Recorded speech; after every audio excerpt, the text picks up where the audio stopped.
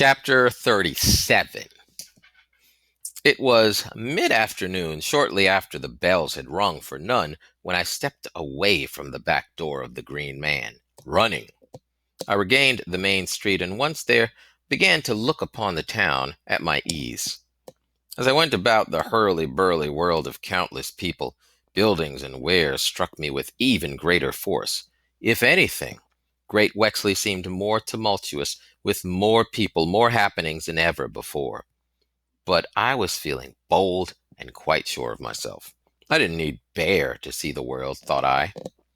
As I stood upon the street, enjoying the buffeting of those who passed, not sure which way I wished to go, a crowd of children rushed by, yowling and laughing. Curious to know where they would go and what they would do, I ran after them. The young people turned this way and that. Then, just as they had appeared, they vanished. I had not the slightest idea of where they had gone. Though baffled, I was not a bit disconcerted.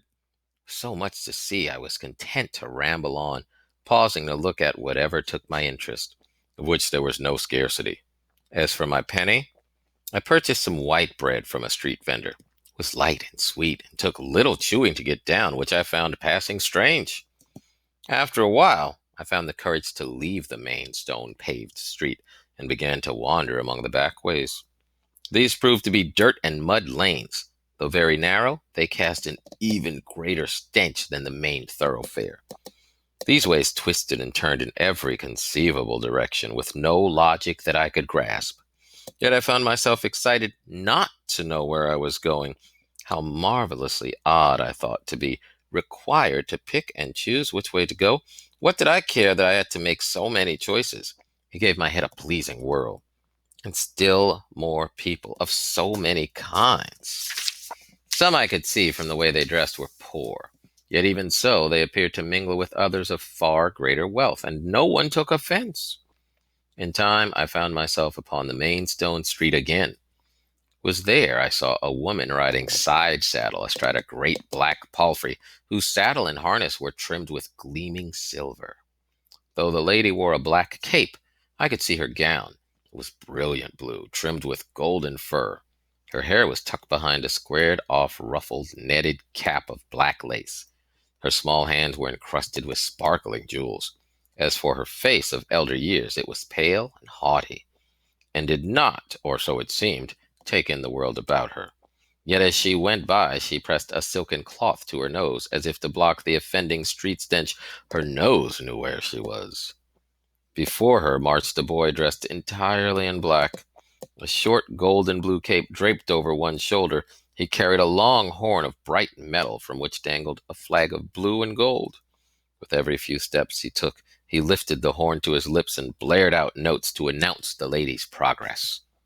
Clustered around this lady were 6 men wearing tunics with padded chests, their puffed sleeves lengthened to cover half their hands. One man led the lady's horse. Others marched on either side of her, while 3 more came behind. By their swords, it was clear they were her guards. Though not so sumptuously dressed as she, they were splendid enough to look upon in their blue and gold livery. On each left sleeve was a band of black. For me, she was an amazing sight. I had never seen such astounding wealth, another marvel for my eyes. As she passed, people on the streets hastily made way for her, some doffing their hats or inclining their heads in reverence. Some even went down upon their knees. So I knew her to be a personage of great power. And yet, when the noble lady had once gone by, the crowds knitted together just as before, milling about, strolling, buying, or selling. It was as if she'd never been there. "Who is that?" I asked the boy standing near. He gave me a look of astonishment, as if I should have known. "Why, it's Lady Furnival." I turned quickly to look after her, but she had gone.